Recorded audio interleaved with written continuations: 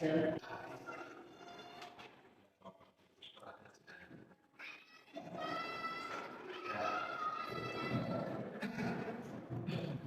Assalamualaikum warahmatullahi wabarakatuh.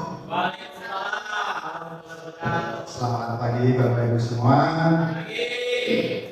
Pertama-tama saya ucapkan terima kasih karena pada pagi ini telah menghadiri undangan saya untuk acara diseminasi modul 1.4 pada pendidikan guru penggerak, yaitu budaya positif. Nah, kegiatan ini merupakan aksi nyata pada modul 1.4 ini pada kegiatan guru penggerak angkatan 11. Nah, mungkin sebelum saya mulai, alangkah baiknya kita untuk berdoa terlebih dahulu.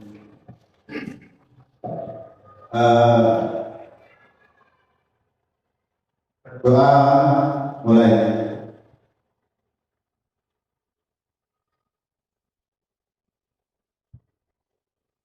Berdoa selesai. Nah, mungkin ini adalah kegiatan dari guru penggerak angkatan 11. Dari harapan kami yang mengikuti di kegiatan guru penggerak angkatan 11 ini, Bapak Ibu juga mengikuti di kegiatan guru penggerak yang angkatan 12 nanti. Siap? Siap ya? Siap, harus siap. Karena apa ya? Dari kegiatan ini kita akan mendapatkan banyak teman, banyak ilmu, dan banyak sekali pokoknya. Nah, itulah yang diharapkan dari angkatan 11 ini, supaya dapat mengarahkan untuk mengikuti angkatan yang ke-12. Jika nanti mengalami kesulitan, bisa bertanya pada kami, seperti itu. Nah, langsung saya mulai, yaitu budaya positif. Apa itu budaya positif?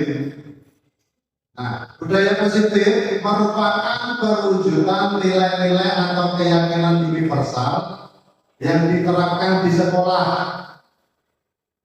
Budaya positif dapat mendorong murid untuk mampu berpikir, bertindak, dan menciptakan proses memerdekakan dirinya sehingga murid mampu mandiri dan bertanggung jawab. Jadi budaya positif ini banyak. Di sekolah itu harapannya dapat menerapkan.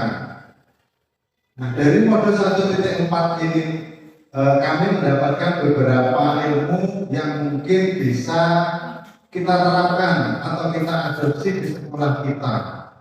Seperti itu. Nah, ini nanti yang termasuk budaya positif yang ada di modul 1.4. Yang pertama, perubahan paradigma belajar. Yang kedua, disiplin positif.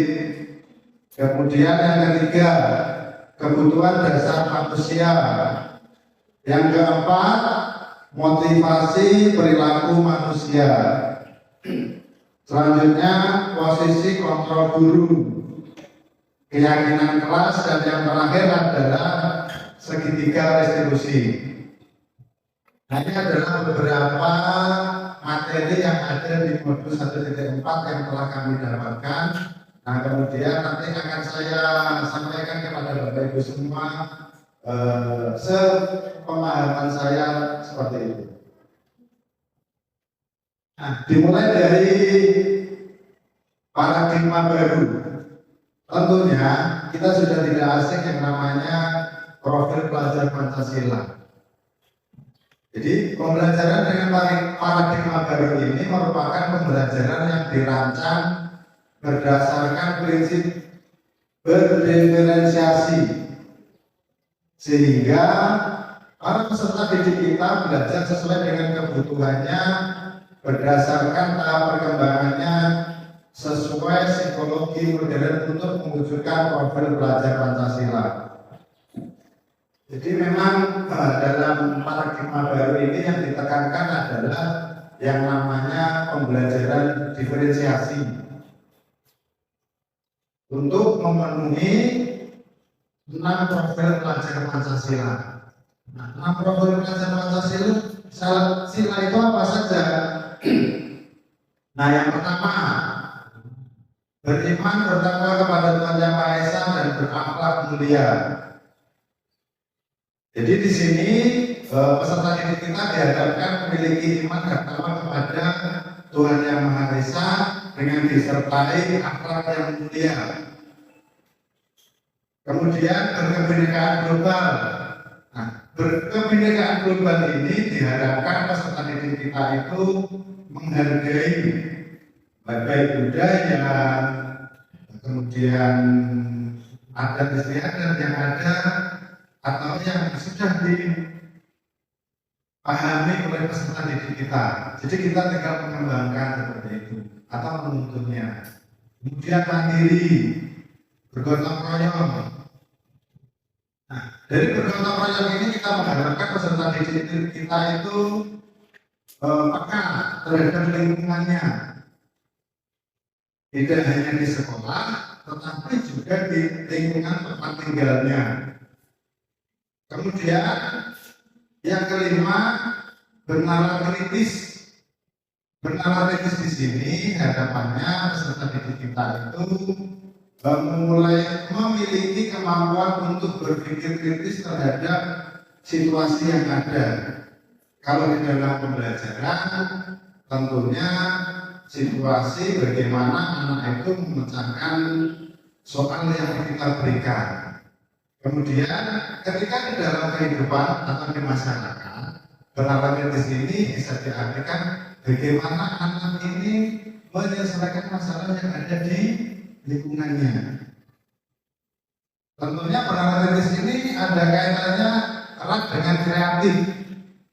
Bagaimana mencari solusi yang tepat guna ketika mendapatkan sebuah persoalan atau penyelesaian masalah tadi. Nah, itu adalah 6 profil pelajar Pancasila yang ada dalam paradigma pembelajaran yang saat ini di kurikulum Merdeka. Nah, kemudian yang kedua itu ada yang namanya disiplin positif. Setelah pembelajaran paradigma baru tadi, kemudian yang kedua adalah disiplin positif.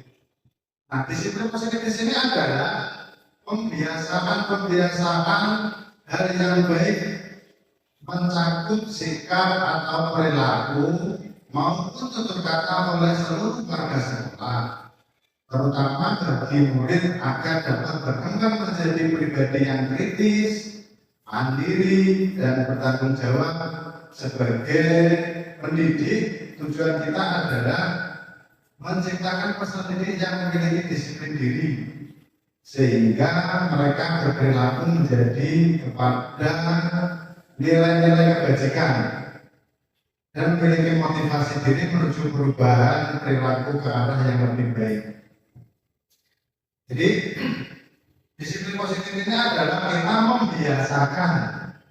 membiasakan kepada peserta didik kita bagaimana untuk menjadi lebih baik.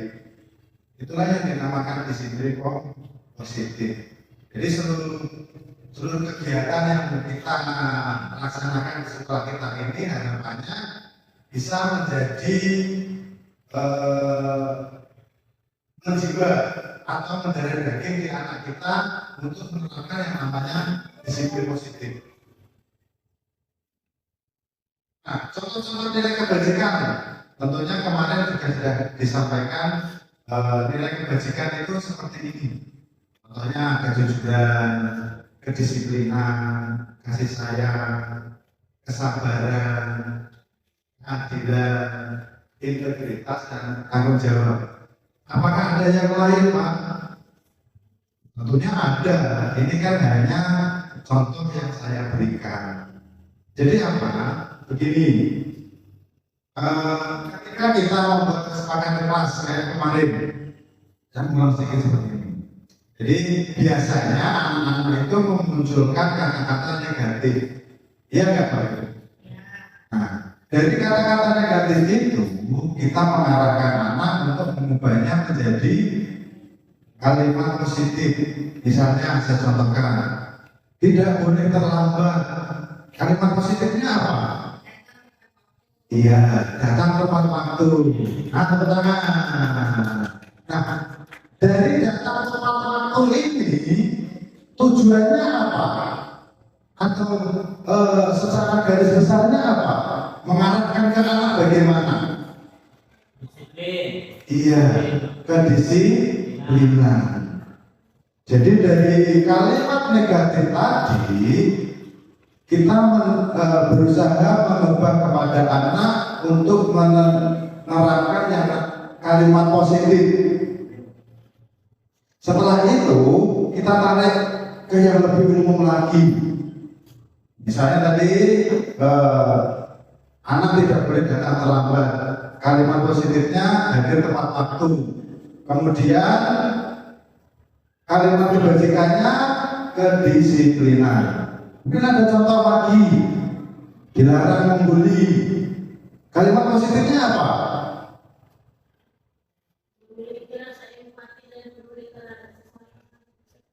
Kalimat positif dulu, jangan kebajikan dulu. Kalimat positifnya, iya, saling menghargai teman, saling menghargai perbedaan seperti itu. Nah, dari kita menghargai itu, arahnya kan kemana? Kasih sayang bisa, tanggung jawab pun juga bisa. Nah, bagaimana cara kita itu membuat keyakinan itu tumbuh kepada anak? Jadi dengan kita membuat nilai-nilai kebajikan ini, harapannya itu muncul dari diri anak tanpa harus dengan kalimat negatif tadi, seperti itu.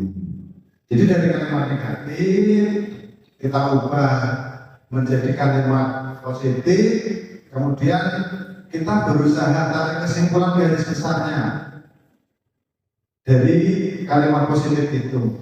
Jadi itu adalah harapan yang dapat kita terapkan di kelas kita.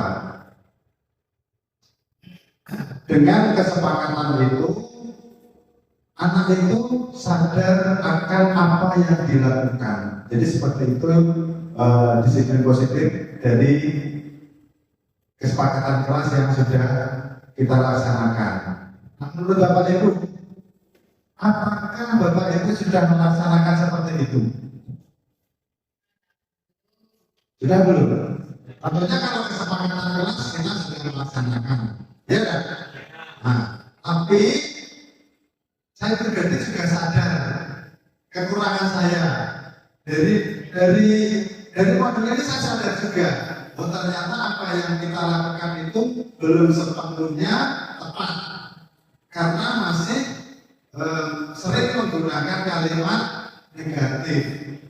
Padahal seharusnya kita memunculkan kalimat positif, kemudian kita menyepakati dengan peserta didik kita tentang nilai kebajikan itu. Jadi anak tahu kenapa saya harus atau tidak boleh datang terlambat itu kenapa. Jadi itu muncul dari dalam diri anak. Itu yang diharapkan seperti itu. Nah, itulah salah satu manfaat ketika kita mengikuti pendidikan seperti ini. Jadi mendapatkan ilmu baru. Nah, saya lanjutkan. Kemudian di modul ini juga disampaikan kebutuhan dasar manusia. Kebutuhan dasar manusia merupakan sesuatu yang kita lakukan untuk mendapatkan apa yang kita inginkan.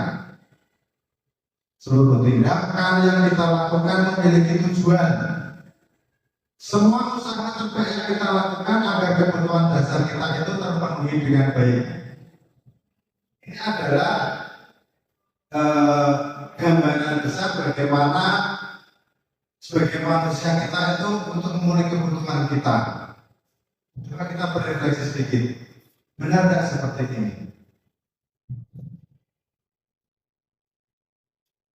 Nah, gambarannya seperti ini. Ternyata kebutuhan dasar manusia itu ada 5. Yang pertama, bertahan hidup. Bertahan hidup di sini tentunya kita ada makan, minum, pakaian, tempat tinggal, keamanan dan kesehatan, atau ada tambahan lagi, ada biaya lainnya. Yang bertahan hidup, misalnya kayak transportasi, itu juga termasuk kebutuhan kita untuk bertahan hidup. Tidak hanya makan dan minum. Yang mungkin yang sering kita butuhkan saat ini itu, yang kadang kita juga bikin apa namanya? Nah, kira-kira dalam bekerja apa? Jaringan internet bisa. Itu ternyata juga menjadi sebuah kebutuhan untuk bertahan hidup atau melakukan pekerjaan yang sesuai harapan seperti itu. Yang kedua, kasih sayang dan rasa diterima, yaitu kita itu pengen dipedulikan, berbagi, kerjasama, dan menjadi bagian dari kelompok. Secara tidak sadar, naluri itu ternyata ada di dalam diri kita. Bagaimana cara kita untuk mendapatkan kasih sayang? Baik dari keluarga, rekan kerja, lingkungan masyarakat, lingkungan sekolah. Kalau kita kaitkan dengan peserta didik kita kan memberikan kasih sayang. Kemudian apa? Kita juga menerima anak seperti itu. Jadi itu secara naluri memang muncul di diri kita karena memang itu dasar dari manusia. Nah, yang ketiga, penghargaan. Ternyata kadang kita juga tidak sadar. Ketika kita bekerja, naluri kita itu pertama. Misalnya di sini contohkan harga diri, keinginan untuk dianggap, memimpin, berprestasi dan didengar. Jadi semua itu terbawa dari sejak lahir ternyata. Kita hidup itu salah satunya untuk memperoleh penghargaan. Tanpa kita sadari, kita memiliki rasa itu. Kemudian yang keempat, rasa kebebasan, yaitu mandiri, memilih pilihan, mencoba hal baru, mengendalikan arah dirinya. Jadi kebebasan itu sering muncul di diri kita juga. Terkadang ketika kita ingin mengerjakan sesuatu, kita mencari tempat untuk ternyaman kita.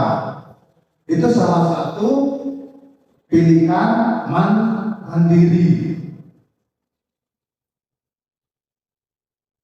Apa gunanya seperti itu? Ternyata ketika kita menyendiri, kita dapat menyelesaikan tugas kita. Itu salah satu keinginan kebebasan dalam menyelesaikan tugas. Atau juga ketika kita sedang mengalami kegundahan hati atau kegelisahan, kita juga ingin menyendiri. Menyendiri di sini untuk memperoleh rasa kebebasan. Dan yang terakhir, dari 5 kebutuhan dasar manusia yang terakhir adalah kesenangan. Yang sering kita artikan kesenangan ini adalah healing. Iya tak Bapak Ibu? Nah, jadi kesenangan di sini Dengan kita merefresh otak, harapannya kebutuhan kesenangan kita itu terpenuhi. Atau dengan bercanda dengan kawan, atau dengan scroll-scroll HP, seperti itu. Itu adalah bagaimana cara kesenangan yang dapat kita laksanakan untuk memenuhi kebutuhan dasar manusia. Nah, dari 5 kebutuhan dasar manusia ini, apakah ada yang ditanyakan dari Bapak Ibu semua? Atau ingin menyangkal? Atau ingin menyanggah? Atau ingin menambah? Silakan kalau mau nambah. Apa? Nah, kalau makanan berarti tadi makanan sudah. Iya bisa, dengan kita makan kita juga merasa senang. Kan itu memang saling berkaitan. Seperti itu. Atau dengan makan kita memperoleh kebebasan. Iya. Karena memang itu naluri kita dari terbawa dari sejak lahir ternyata. Iya. Coba bayangkan, kita refleksi. Iya enggak? Kita betul-betul bertahan hidup. Butuh kasih sayang enggak? Iya. Kemudian juga rasa diterima. Diterima di keluarganya. Itu yang mungkin belum sebagian Bapak Ibu guru merasakan seperti itu.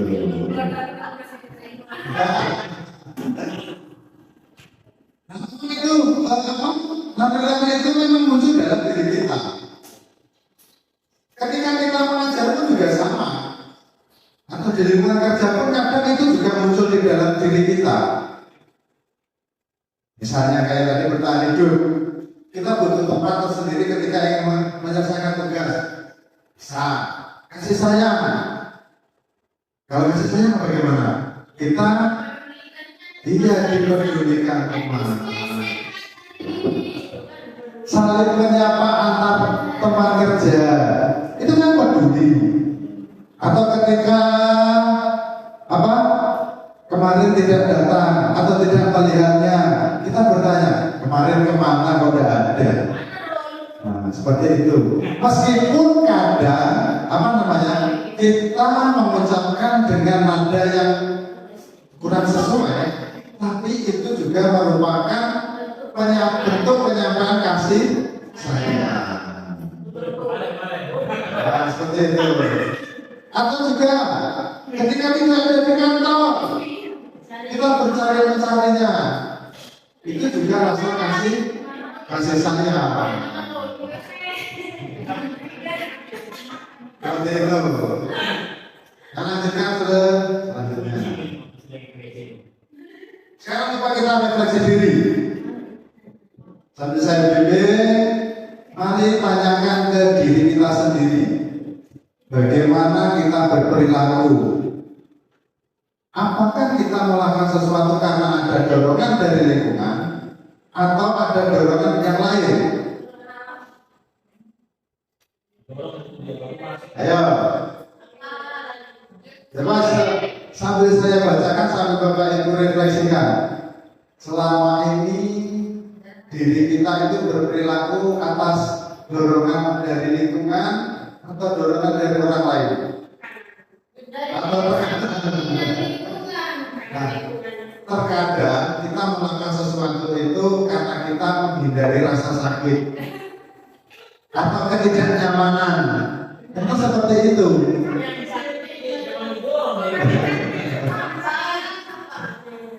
Terkadang juga kita juga melakukan sesuatu untuk mendapatkan apa yang kita mau. Iya enggak? Iya. Nah sekarang, bagaimana menurut Bapak Ibu? Pernahkah Bapak Ibu melakukan sesuatu untuk mendapatkan senyuman dari orang lain? Pernah. Atau untuk mendapatkan hadiah dari orang lain? Pernah. Atau untuk mendapatkan uang?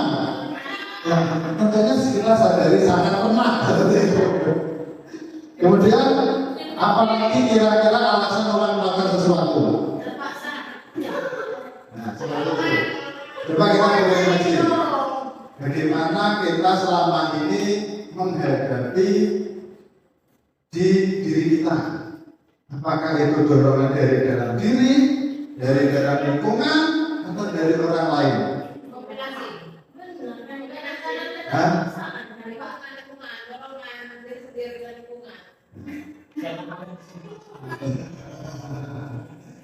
Memang apa yang kita lakukan itu tentunya beralasan. Bisa dari diri, bisa dari lingkungan, bisa juga dari orang lain. Seperti itu. Nah, ternyata dari apa yang kita refleksi tadi, dari teori Diana Konsep dalam bukunya Recruitment School Disiplin, ada 3 motivasi perilaku manusia.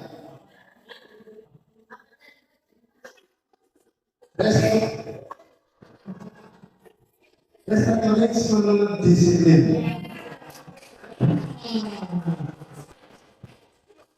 Ternyata tidak sia-sia selama ini saya mengajar bahasa Inggris.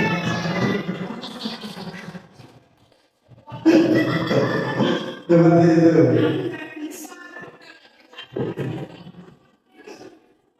Ternyata apa? Di dalam kita berperilaku itu ada 3 motivasi yang muncul. Yang pertama, untuk menghindari ketidaknyamanan atau hukuman. Contohkan, ketika kita berkendara dan memakai helm, tujuannya apa? Kalau keselamatan, berarti dorongan muncul dari diri sendiri. Nah, kalau kamu ditilang, berarti apa? Menghindari hukuman. Iya enggak? Nah, kemudian ada juga yang mengatakan menghindari panas.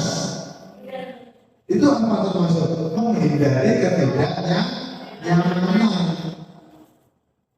Ternyata dari satu kegiatan yang kita lakukan itu ada dorongan berapa tadi? 3 dari dalam diri, menghindari lingkungan, menghindari hukum dan ketidaknyamanan. Seperti itu. Itu baru satu contoh. Sama juga ketika kita memakai seragam sekolah atau seragam kita, apakah itu murni dari dorongan diri kita? Kan tidak. Karena apa? Yang pertama coba. Selain tuntutan, iya, menghindari hukuman. Karena kita terikat dengan peraturan. Iya enggak? Ya seperti itu. Memang itu motivasi kita. Kemudian dengan kita memakai seragam, ada rasa tidak nyaman dan ada? Ada. Ya, itu salah satunya. Nah, itu adalah motivasi pertama yang muncul dari perilaku manusia. Kemudian motivasi yang kedua, untuk mendapatkan imbalan atau penghargaan dari orang lain. Nah, itu adalah motivasi yang kedua. Contohnya apa? Nah, apa yang kita lakukan untuk mendapatkan honor? Ya tidak apa. Iya, karena apa? Ini masih ada kaitannya dengan 5 kebutuhan pokok manusia tadi untuk bertahan hidup, untuk memperoleh kesenangan, untuk memperoleh kebebasan. Ini tidak salah. Karena itu memang motivasi manusia untuk mendapatkan imbalan atau penghargaan dari orang lain. Dengan kita bekerja, kita mendapatkan penghargaan. Penghargaannya berupa apa? Berupa honor tadi. Ya ada. Nah, seumpama begini, kita sedang melakukan tugas atau kewajiban kita, tapi kita tidak mendapatkan sesuai harapan kita. Apa yang kita rasakan? Kan kembali ke ketidaksenangan tadi, ketidaknyamanan, ketidakbebasan. Karena itu memang berkaitan seperti itu. Kemudian motivasi yang ketiga itu untuk menjadi orang yang mereka inginkan dan menghargai diri sendiri dengan nilai-nilai yang mereka percaya. Terkadang apa yang kita lakukan, nyaman atau tidak nyaman, kita itu menjadi orang yang diinginkan orang lain. Iya enggak?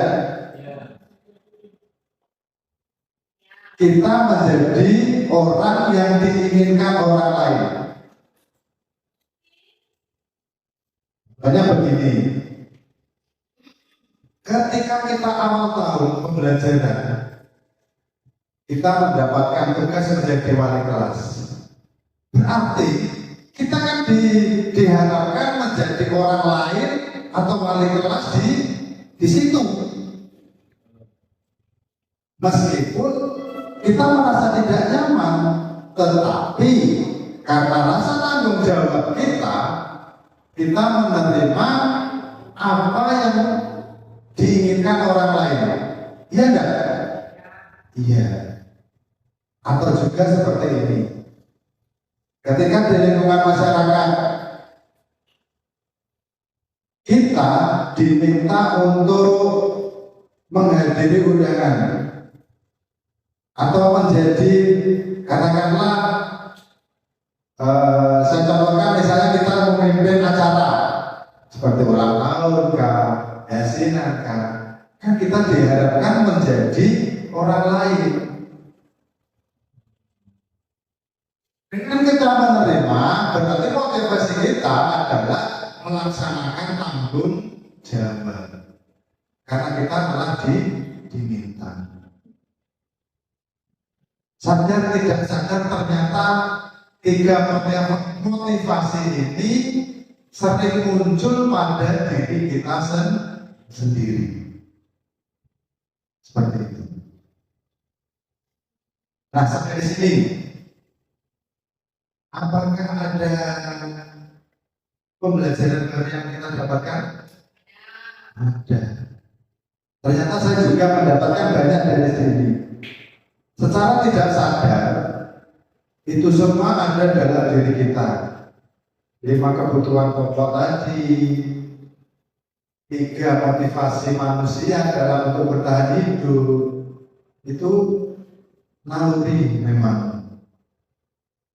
Nah, sekarang saya lanjutkan ke materi selanjutnya. Nah, selanjutnya adalah 5 posisi kontrol guru. Nah, bisa Bapak amati, ternyata di dalam satuan pendidikan secara tidak sadar kita akan atau pernah melakukan ini. Yang pertama, menghukum. Yang kedua, membuat merasa bersalah. Ketiga, teman. Keempat, pemantau. Yang kelima, manajer. Apa fungsi dari posisi kontrol ini? Nah, nanti akan saya sampaikan. Jadi ternyata 5 posisi kontrol ini adalah bagaimana cara kita menghadapi peserta didik kita yang melanggar. Melanggar apa? Tentunya melanggar aturan yang ada di satuan pendidikan kita. Saya mulai dari yang pertama, dari penghukum.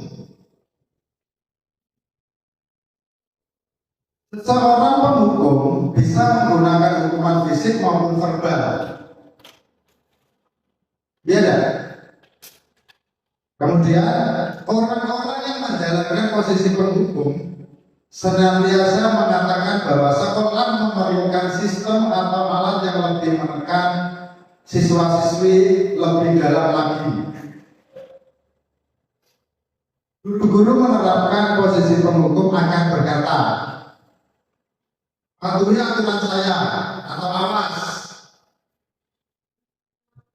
Kamu selalu saja salah. Selalu, pasti selalu kamu yang terakhir selesai. Ayo Bapak Ibu sekarang sadar nggak? Pernah merasakan seperti ini? Pernah. Saya pun juga pernah merasakan. Guru-guru yang seperti ini itu percaya hanya ada satu cara pembelajaran bisa berhasil, yaitu dengan cara dia.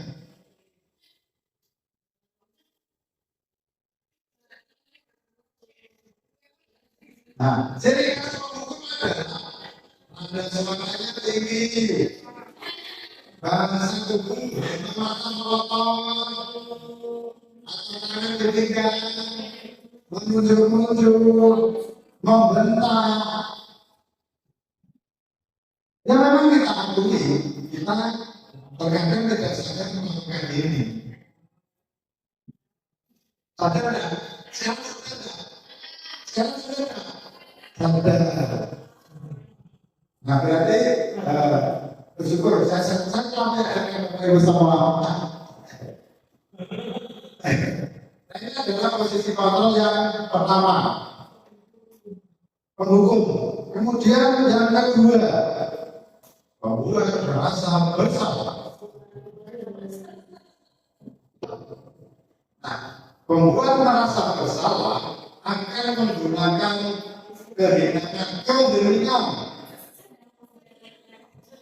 keheningan atau ketenangan yang membuat orang lain itu merasa nyaman, bersalah, atau rendah diri. Dan terkadang kata-katanya itu memang lembut, tapi mengena ke hati siswa. Bapak sangat kecewa sekali dengan kamu. Atau ibu sangat kecewa dengan tingkah laku kamu. Apa kamu nggak kasihan dengan orang tua kalian? Apa kalian nggak kasihan dengan kakak kalian?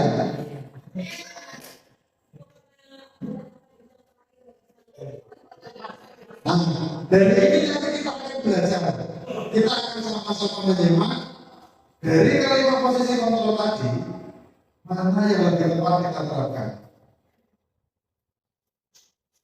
Kemudian di posisi ini murid akan memilih penilaian yang buruk tentang diri mereka. Jadi siswa itu akan merasa dialah yang paling jelek atau tidak berguna. Ternyata itu juga kurang tepat kita lakukan seperti itu.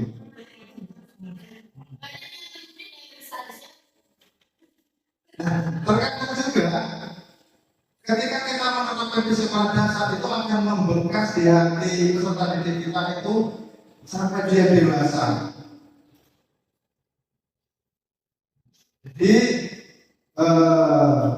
apakah itu salah Pak? Kita membuat seperti itu tidak salah, tapi kurang tepat. Ada cara yang lebih tepat nanti. Sekarang ketiga, sebagai teman.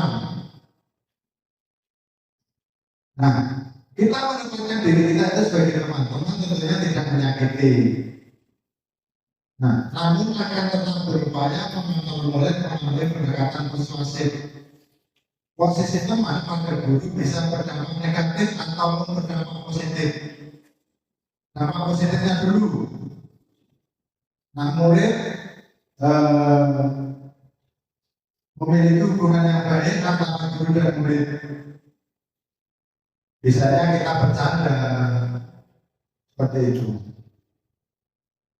Nah, dan sering kita sering menggunakan kata-kata ayo bantulah dengan bapak ya, atau ya sudah kali ini tidak apa-apa, nanti bapak kamu bereskan. Bereskan di sini dalam arti apa? Membantunya. Nah, dibereskan. Nah, tapi posisi kontrol yang ketiga sebagai teman ini ada dampak negatifnya. Dari posisi kontrol ini, bila suatu saat guru itu tidak ada, dia akan merasa kecewa. Seperti itu. Tidak ada sosok yang menggantikannya. Jadi itu ternyata juga kurang tepat menempatkan posisi kita sebagai teman. Kemudian 5 posisi kontrol yang keempat adalah sebagai pemantau. Pemantau di sini berarti mengawasi. Pada saat kita mengawasi, kita bertanggung jawab atas perilaku orang-orang yang kita awasi. Seorang yang menjalankan posisi pemantau itu sering bertanya kepada peserta didik, peraturannya apa? Apa yang telah kamu lakukan? Sanksi atau hukuman apa ketika kamu melanggar ini?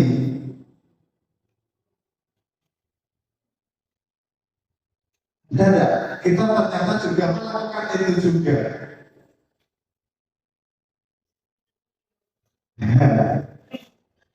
Memang dari apa yang kita telah lakukan itu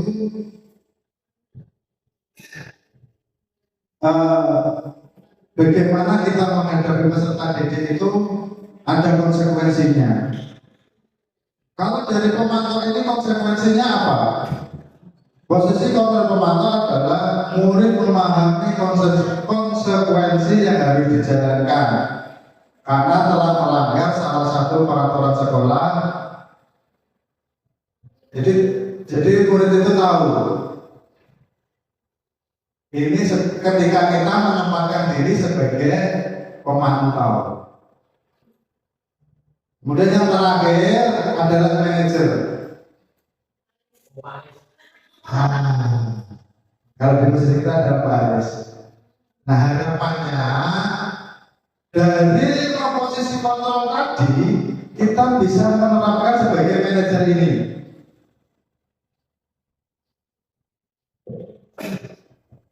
Nah, manajer yaitu posisi di mana guru berbuat sesuatu bersama dengan murid, mempersilahkan murid mempertanggungjawabkan perilakunya, mendukung murid agar dapat menemukan solusi atas permasalahannya sendiri.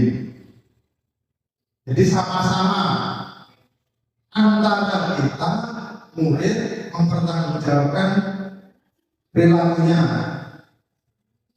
Kemudian di sini penekanannya bukan pada membuat konsekuensi, namun dapat berkolaborasi dengan murid bagaimana memperbaiki kesalahan yang ada. Nah, seseorang yang menjadi manajer itu biasanya berkata seperti ini.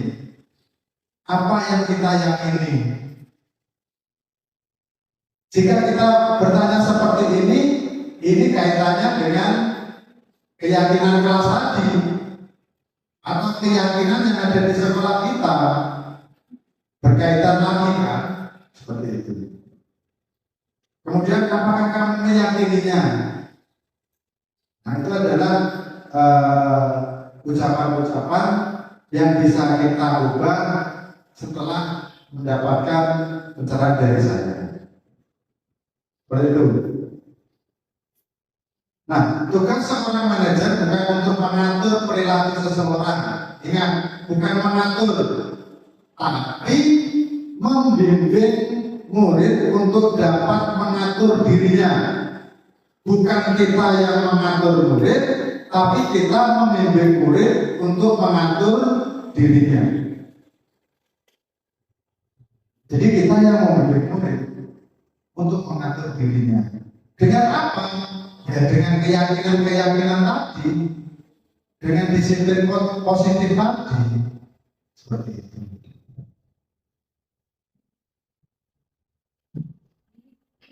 Nah, di sini akan saya tampilkan sebuah video di mana ada sebuah kasus anak ini terlambat. Nanti bisa kita simak sama-sama 5 posisi kontrol seperti itu.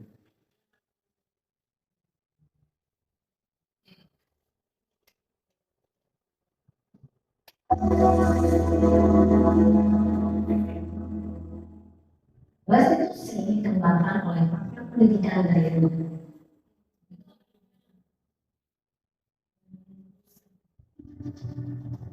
Ada posisi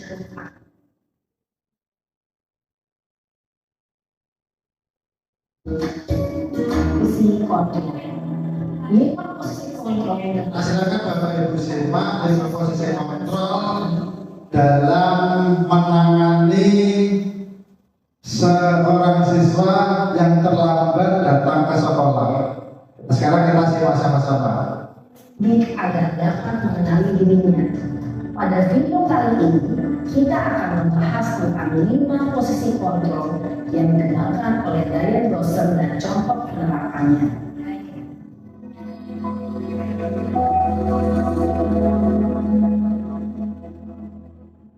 Lima posisi kontrol itu adalah 1. Posisi penghukum, 2. Posisi pembuat merasa bersalah, 3. Posisi teman, 4. Posisi pemantau atau monitor, dan 5. Posisi manajer. Untuk lebih memahami kelima posisi tersebut, mari kita saksikan kasus Naren yang terlambat hadir 20 menit di sekolah dan melihat bagaimana kelima posisi kontrol dalam menghadapi masalah tersebut.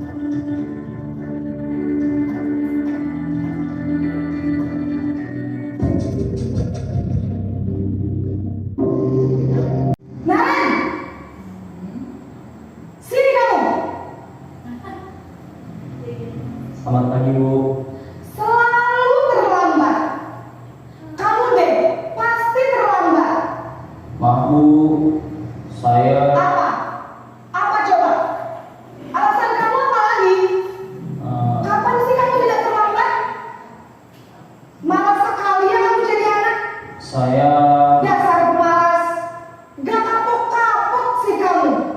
Sudah berapa kali terlambat? Sana, kamu keliling lapangan basket 2 kali. kenapa saya harus keliling lapangan basket, Bu? Kenapa?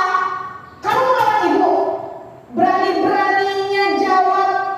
Sudah terlambat, masih berani jawab pula. Sekarang, keliling lapangan basket 5 kali sekalian. Biar kapok. Cepat. Pergi sana ke lapangan basket. Posisi penghukum biasanya berbicara dengan nada tinggi, menghardik, menunjuk-nunjuk, menyakiti, dan menyindir.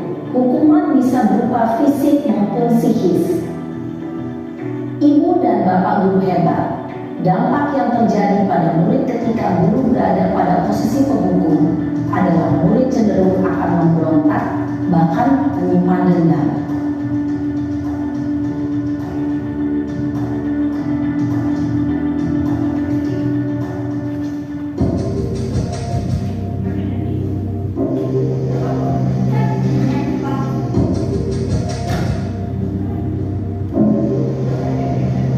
Naren!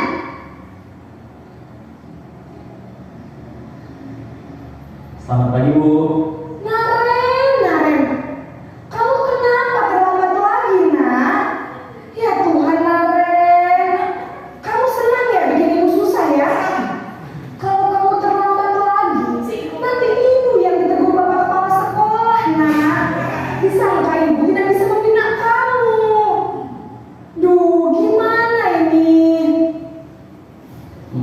Maaf Bu. Duh Gusti Naren. Kamu suka ya kalau ibu ditegur bapak kepala sekolah? Terus, sekarang ibu harus tulis apa yang di buku absen? Ini kamu sudah sering terlambat loh. Ibu harus apa coba? Maaf Bu. Maaf sekali. Ya sudah, lain kali jangan bikin ibu susah lagi anak ya. Ibu tidak akan lupakan lagi kalau kamu begini terus. Bisa jantungan kalau ibu tegur bapak kepala sekolah. Sana cepat ke kelas. Maaf ya Bu. Maaf sekali.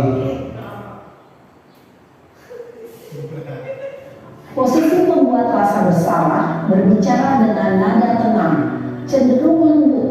Namun kata-kata yang diutarakan membuat murid merasa menjadi orang yang gagal, memandang buruk dirinya sendiri, merasa tidak berharga, dan tidak sanggup membahagiakan orang lain. Ketika guru mengambil posisi pembuat rasa bersalah, murid akan menganggap dirinya yang bersalah dan ia akan menyimpan emosi negatif tersebut di dalam dirinya.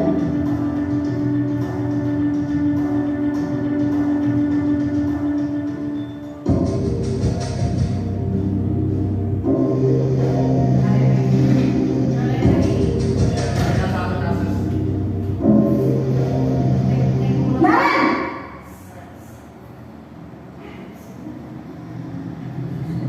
Selamat pagi Bu. Wah, sudah jam berapa ini nak? Terlambat lagi ya sayang. Iya Bu. Habis ibu saya lupa bangunkan saya Bu. Kamu malah menyalahkan ibu kamu. Kamu bukannya anak yang larinya paling kencang. Kok terlambat sih? Iya Bu. Saya memang lambat bangun tadi. Jadi biarpun saya lari kencang, tetap gak kencang Bu. Ya sudah sana. Nanti lain kali larinya lebih kencang lagi ya. Biar gak terlambat lagi. Bikin senang ibu. Demi ibu. Bisa kan? Bisa Bu. Ya sudah sana masuk kelas. Ibu beresin urusan absen kamu. Kamu ini ada-ada saja. Dalam posisi teman, guru berbicara dengan nada suara ramah, akrab, cenderung bersenda gurau untuk menjaga suasana tetap santai. Murid akan merasa senang, aman, dan akrab dengan guru. Identitas yang tercipta adalah identitas sukses atau berhasil. Namun, perlu diingat, karena ini masih dorongan eksternal, maka ada faktor ketergantungan dari murid kepada orang tertentu.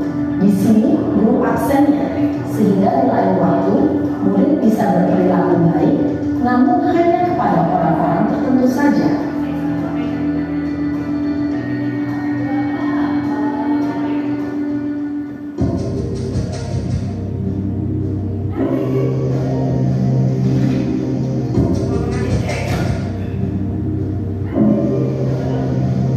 Naren!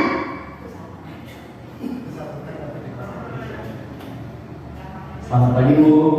Naren, apa peraturan sekolah kita tentang jam berapa kita harus masuk sekolah, nak? Kita harus di sekolah jam 7 Bu. Iya betul, sekarang sudah jam 7.20. Naren sudah tahu konsekuensinya jika terlambat hadir. Paham Bu.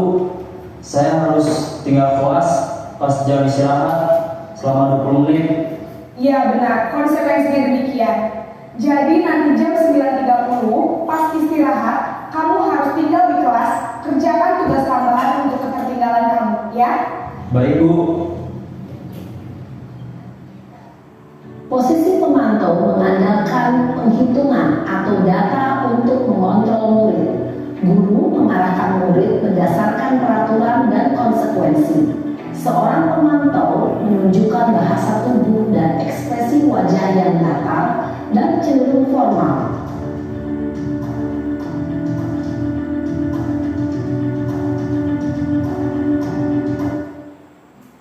Nah, yang kelima ini adalah posisi manajer.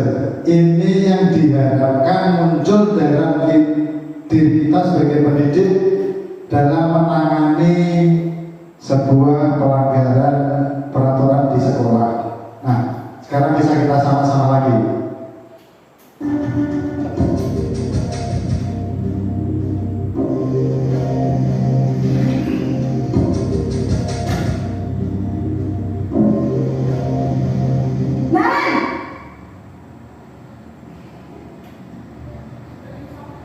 Selamat pagi Bu. Selamat pagi Naren. Maaf Bu, saya terlambat. Iya, sekolah masuknya jam 7, sekarang sudah jam 7.20. Jadi sekarang bagaimana nih Naren? Maaf Bu, saya lupa setelah alarm saya semalam. Baiklah, menurut kamu, keyakinan sekolah yang mana yang perlu kamu tingkatkan? Menghargai diri sendiri dan orang lain mungkin ya Bu. Setuju. Jadi, apakah Naren meyakini prinsip saling menghormati tersebut? Iya Bu, saya meyakininya. Apakah Naren bersedia memperbaiki masalah keterlambatan ini? Bersedia Bu. Bagaimana kamu akan memperbaiki masalah keterlambatan ini? Saya akan coba untuk tidak lupa menyetel alarm saya Bu. Baik, kalau Naren lupa menyetel alarm di rumah, ada orang yang kira-kira bisa bantu mengingatkan tidak? Ada Bu, kakak saya, Kak Emma. Ada lagi selain Kak Emma? Selain Kak Emma, ada ibu saya. Baik, jadi yang mengingatkan Naren adalah Kak Emma dan ibu kamu ya? Kira-kira akan mulai setel alarm kapan nih Naren? Setelah pulang sekolah, akan segera saya lakukan. Baik, jadi Naren akan setel alarm untuk bangun besok pagi dan akan diingatkan oleh kakak dan ibunda Naren ya. Ada lagi yang mungkin perlu dilakukan Naren agar tidak terlambat bangun lagi. Tidak ada Bu. Baik Naren, terima kasih untuk kerjasama kamu. Sekarang kamu perlu kembali ke kelas untuk belajar. Baik Bu, terima kasih. Posisi manajer adalah posisi kontrol yang disarankan untuk membimbing murid memiliki sikap disiplin yang positif, yaitu murid yang mandiri, bertanggung jawab, dan dapat memecahkan masalah. Tujuan dari posisi ini adalah agar murid dapat berefleksi atas tindakannya. Guru akan dengan tulus memberikan pertanyaan-pertanyaan bermakna, sehingga membuat murid dapat belajar dari kesalahannya dan mencari sebuah solusi untuk menyelesaikannya. Ibu dan Bapak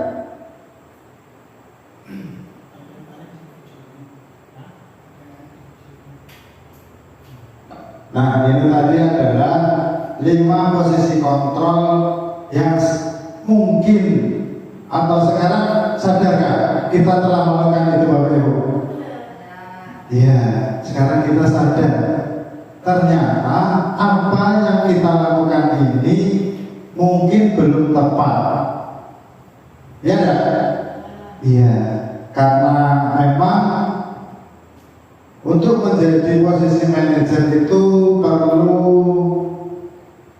berlatih berkali-kali, tidak hanya sekali. Nah, itu adalah 5 posisi kontrol yang ada atau yang bisa kita terapkan pada diri kita. Tapi harapannya kita sebagai pendidik itu bisa menempatkan pada posisi apa Bapak Ibu semua? Iya, sebagai posisi manajer. Nah, memang posisi manajer ini adalah posisi yang ideal ketika kita sebagai pendidik. Kemudian saya lanjutkan materi yang selanjutnya.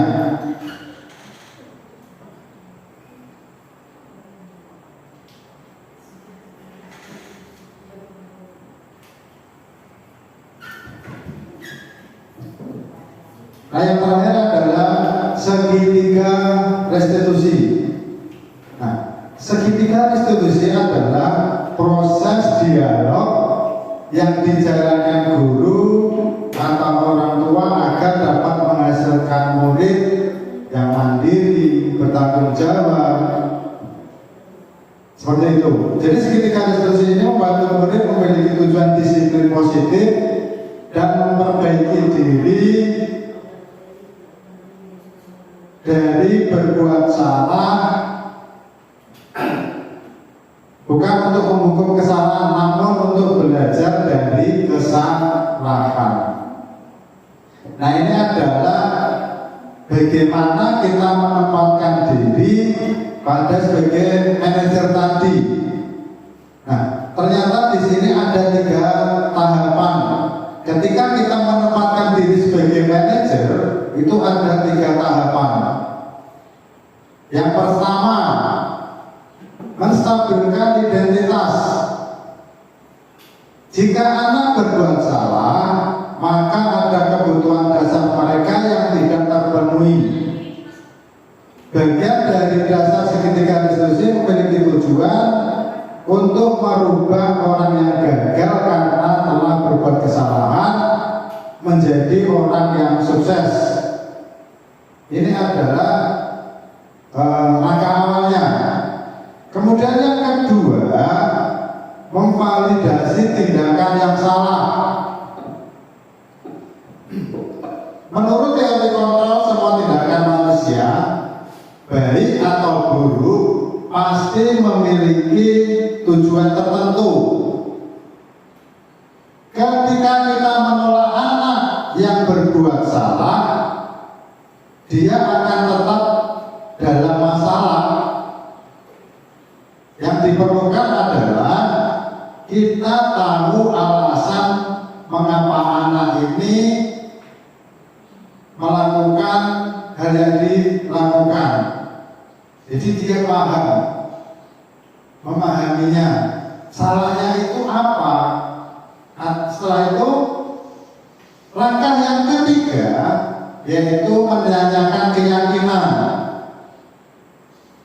Kalau kita kaitkan dengan di kelas, kembali ke keyakinan kelas yang ada. Kalau dari kasus Naren tadi, kembali ke keyakinan sekolah atau peraturan sekolah. Nah, itu tadi adalah 3 tahap ketika kita memposisikan sebagai manajer dalam melakukan restitusi.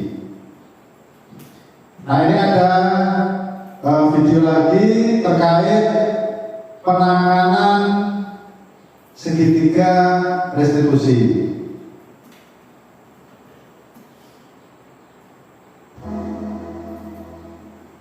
Restitusi dikembangkan oleh pakar pendidikan dari Lawson, berlandaskan pada teori kontrol Dr. William Glaser. Segitiga restitusi adalah suatu proses dialog yang dijalankan oleh guru atau orang tua agar dapat menghasilkan murid yang mandiri dan bertanggung jawab. Pada saat guru di posisi manajer, aspek yang dikembangkan pada murid adalah motivasi intrinsik, sehingga penanaman nilai-nilai kebajikan dapat tumbuh dan berkembang menjadi suatu kebiasaan positif yang akhirnya membentuk karakter murid. Proses dialog ini terdiri dari 3 langkah yang digambarkan pada ketiga sisi pada segitiga restitusi. Sisi pertama adalah menstabilkan identitas. Sisi yang kedua adalah validasi tindakan yang salah. Dan sisi yang ketiga adalah menanyakan keyakinan. Ibu dan bapak guru, berikut ini akan ditunjukkan bagaimana seorang guru berada dalam posisi manajer menggunakan penerapan segitiga restitusi.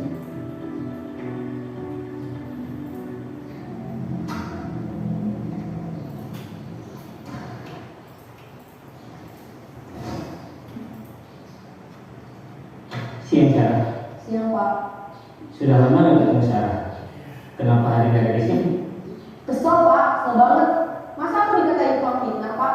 Ya aku marah lah. Aku baru dikatain mereka di depan kelas. Oh gitu. Ya pasti karena yang besar. Bapak juga akan marah apabila ada yang menuduh bapak seperti itu. Kemudian pada saat itu kamu mau melakukan apa? Ya saya langsung ngatain mereka lah Pak. Kesel banget. Saya bentak-bentak dia di depan teman-teman lain. Oh begitu. Pasti kamu melakukan seperti itu karena suatu alasan tertentu kan? Iya lah, masa saya diam saja Pak? Ya saya bela diri lah. Masa saya dituduh tukang fitnah? Ya wajar lah. Mempertahankan harga diri itu sesuatu yang penting buat kamu. Untung kamu tidak berkata lagi, hanya membentak-bentak. Iya Pak. Untung saya masih bersabar dan hanya membentak saja. Sudah gemes padahal, saya pasti bela diri lah. Ya pasti ya, tapi kamu memilih untuk tetap bertahan dan bersabar. Kamu memilih untuk tidak berbuat lebih parah lagi, kan? Iya. Nah, sekarang coba kita lihat lagi tindakan kamu yang bentak-bentak Eka di kelas. Tindakan kamu itu kira-kira sesuai dengan keyakinan kelas atau prinsip kamu tidak? Enggak lah Pak. Capek Pak jadi pengarah. Jadi keyakinan atau prinsip mana yang kurang sesuai dengan keinginan kamu? Ya, saya sebenarnya sangat menghargai orang lain. Mungkin saat itu saya menjadi emosi, jadi tidak menunjukkan sikap itu. Kamu meyakini tidak menghargai orang lain itu penting buat kamu? Yakinlah Pak. Iya, setuju. Kita harus saling menghargai. Namun ada juga keyakinan yang kita sepakati yang perlu kita jalankan apabila kita sedang marah, kan?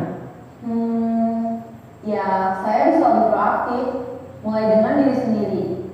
Saya bisa jadi lebih bersabar, mengambil waktu jeda untuk berpikir mau apa selanjutnya. Kira-kira kamu bersedia memperbaiki masalah ini tidak? Bersedia Pak. Kalau kamu memperbaiki masalah ini, kamu akan menjadi orang seperti apa? Saya akan menjadi orang yang bertanggung jawab kali ya Pak. Dan senantiasa proaktif. Iya, menurut kamu bagaimana rasanya menjadi orang seperti itu? Ya nyaman lah, bangga bisa bersabar dan menahan diri. Baiklah kalau begitu. Yuk kita pikirkan bagaimana memperbaiki masalah ini.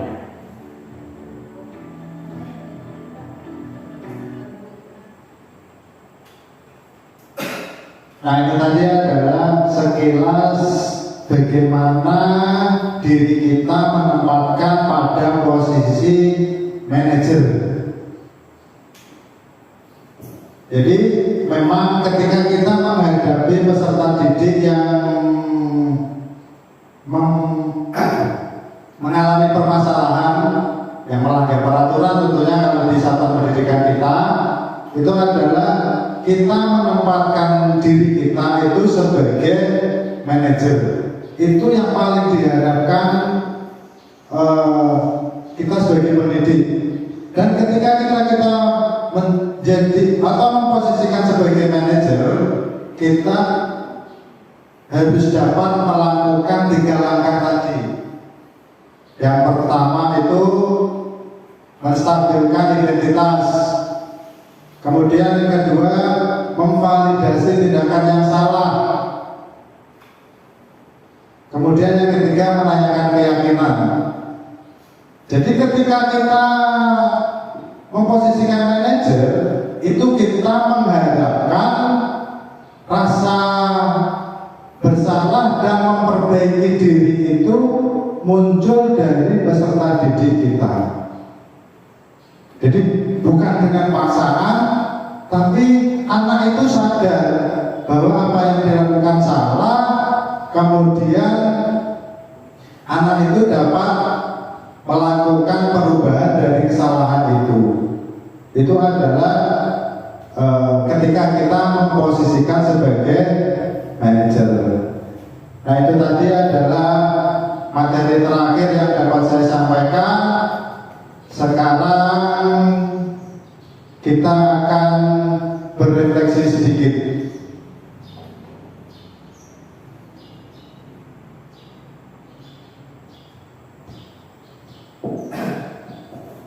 Nah, nanti saya akan membagikan selembar kertas untuk kita berefleksi.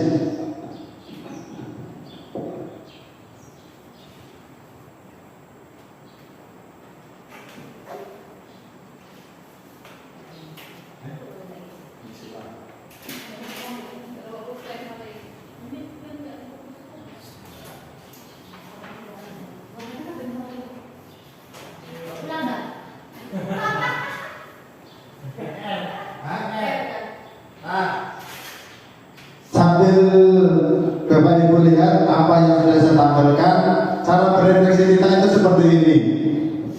Setelah saya menyampaikan, hari ini saya memahami apa? Salah satu saja, tidak apa-apa. Paham apa? Boleh? Dari nomor 1. Kalau kita biasanya berefleksi dengan anak, sekarang saya minta Bapak Ibu tentang diri sendiri dari materi yang saya sampaikan tadi. Kemudian setelah mendapat materi dari saya, akhirnya saya mampu bagaimana. Setelah paham, mampu,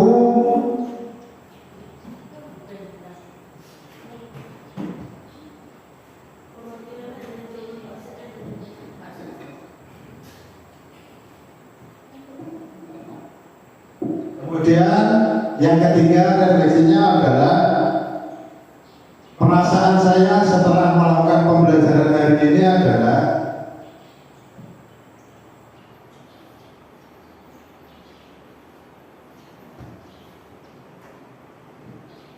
dan yang terakhir, setelah melakukan pembelajaran hari ini, target saya selanjutnya apa? Setelah mendapatkan diseminasi dari saya hari ini, target Bapak Ibu semua apa?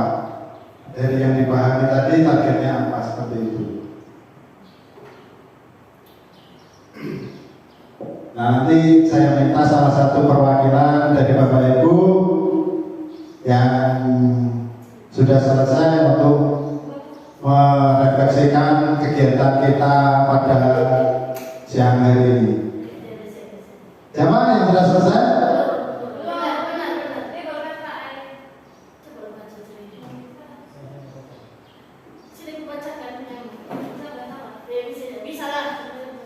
Silakan berdulu pakai mic itu. Bisa ya, tolong mic-nya.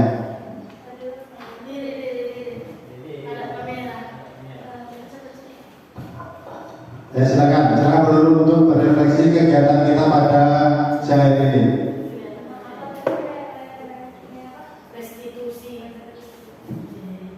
Selamat siang Bapak Ibu guru hebat. Terima kasih untuk kesempatannya oleh moderator untuk saya ya dari mengikuti pemaparan materi yang disampaikan oleh Pak Ali. Karena tadi disuruh membuat satu refleksi ya, karena yang dibacakan itu yang pertama, yang saya jawab itu untuk setelah pembelajaran hari ini saya akhirnya memahami bahwa untuk jawaban saya adalah sesuai yang tadi ditonton kepada kita ya, video tentang